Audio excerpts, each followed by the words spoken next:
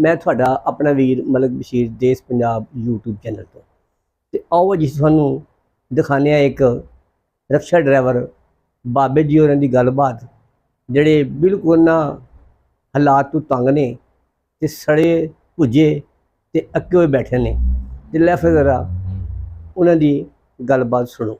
मरियम नवाज शरीफ मैं चैलेंज करना वा अपने भरावां को इत्थे चिंग चिंग चलान जे रोटी कमा के खा जान ते मैनू गोली मार देना।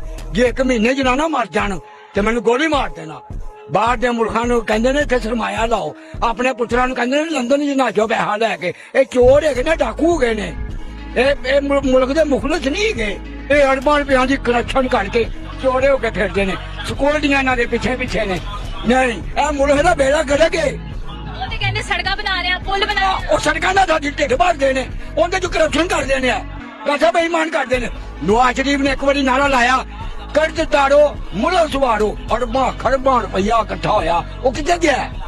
वो जमाने का करप्ट तरीन आदमी आसफ अली जरदारी, वो किसी तारुफ का मुठाज ही नहीं, वो साडा सदर है। सिर्फ इन्हां दा फोकस होंदा ते ये कि बाहर ना आवे, खाना बाहर आवे, मर जाते जो बाहर आ गए, उनके पिछे दुनिया ही बड़ी।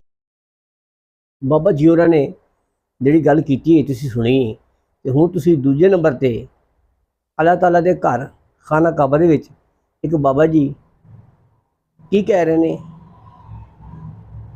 ते ओह जरा सुनो। परवरदिगार जिन्होंने पाकिस्तान की बर्बादी लाई है, वो जरनैल ने या सियासतदान ने या ब्यूरोक्रेट्स ने, या अल्लाह उन्होंने बर्बादी ला दे, या अल्लाह उन्होंने इबरत का निशान बना दे। परवरदिगार इमरान खान की रिहाई की उसबब बना दे। असी कमजोर हाँ, असी लाचार हाँ, असी इन्हां फौजियां जरनैलों नाल इन्हां ब्यूरोक्रेसी दे नाल नहीं लड़ सकते। असी मजलूम हाँ, परवरदिगार साडी मदद फरमा, आमीन। दोनों बुजुर्गों ने हक ते सच का प्रचार किया है। फैसला तुसीं आप करना है। जीवे जीवे पाकिस्तान, जीवे सोना देश पंजाब।